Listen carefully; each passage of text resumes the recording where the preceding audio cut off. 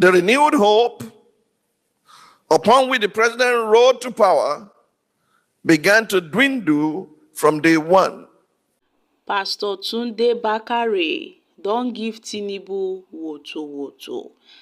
He don tell Nigerians say make dem declare state of emergency under dis Tinubu government.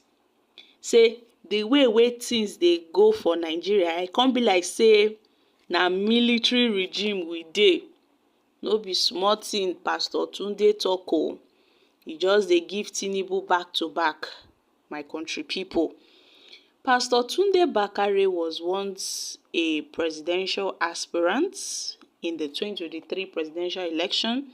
Unfortunately for him, he did not win the APC primaries. He did not win the primary election. He did not get the ticket. Tinubu later got the ticket.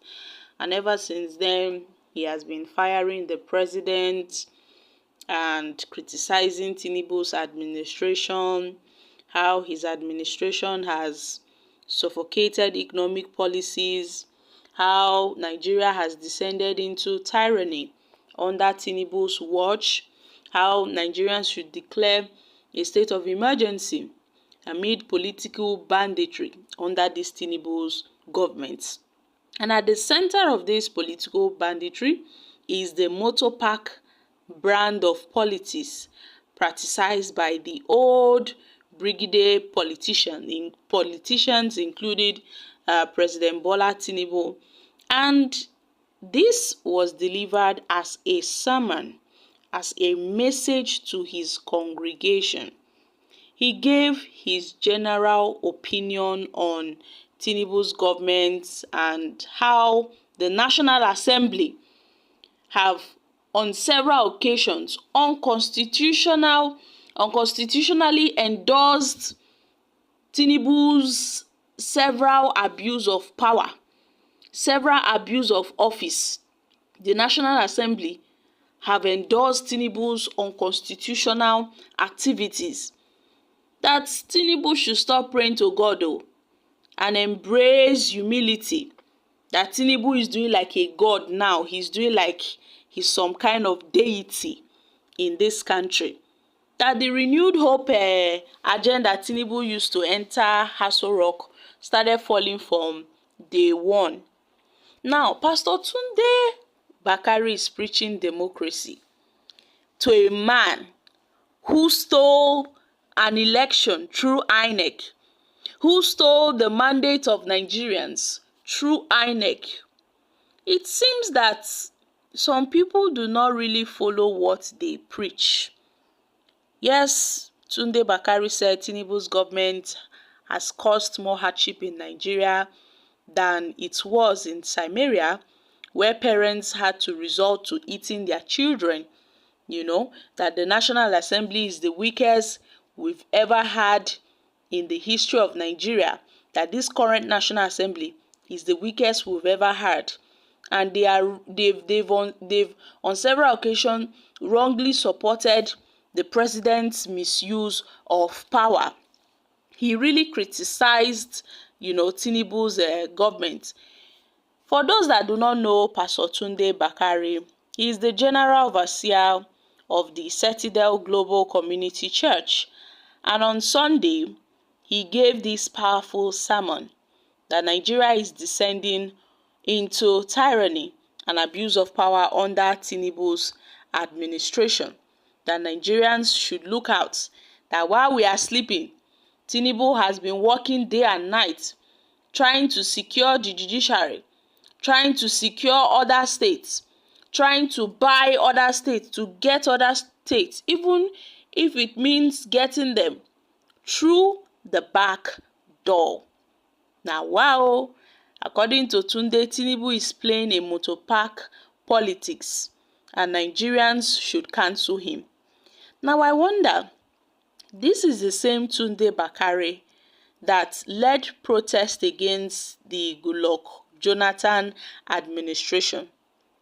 If he's really serious, why has he not led any protest against this Tinubu's government? Or is it because they've not given him appointments? I know that a lot of persons have been speaking against Tinubu's government.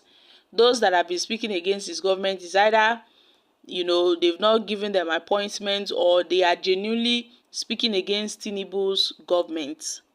This was once an APC presidential aspirant in the APC primaries, but he lost out at the APC primaries, and ever since then, Tunde Bakare has not, had peace. So, my country people, what are your thoughts on this? The renewed hope upon which the president rode to power began to dwindle from day one, with the mishandling of such sensitive transactions as the fuel subsidy and exchange rate regimes, and even the coup in Niger. Within a year and a half of this administration, the implementation of the otherwise audacious economic policies triggered an avalanche of economic hardships for the Nigerian people. It led to excruciating food inflation, with over 1 million additional Nigerians thrown into severe food insecurity. It further led to an over 430% increase in fuel price as of October 2024. At the same time, Nigeria experienced the highest ever rate of currency depreciation and the lowest foreign direct investment record, going by data traced back to 2013, even as multinationals began to exit the country. To capture in data the despondency experienced by Nigerians as a result of the reforms, my attention was drawn to the misery index, which is the sum of unemployment and inflation rates. According to the Nigerian Economic Summit Group, NESG, Nigeria has one of the world's highest misery indexes, with many Nigerians experiencing a cost of living crisis and weak purchasing power due to rising inflation. Furthermore, a July 2024 report by the Financial Times describes the conundrum in these words: in the nearly 15 months since Bola Tinubu became president, he has forced his 220 million fellow Nigerians to swallow some bitter medicine. He removed the generous fuel subsidy, one of the few benefits citizens receive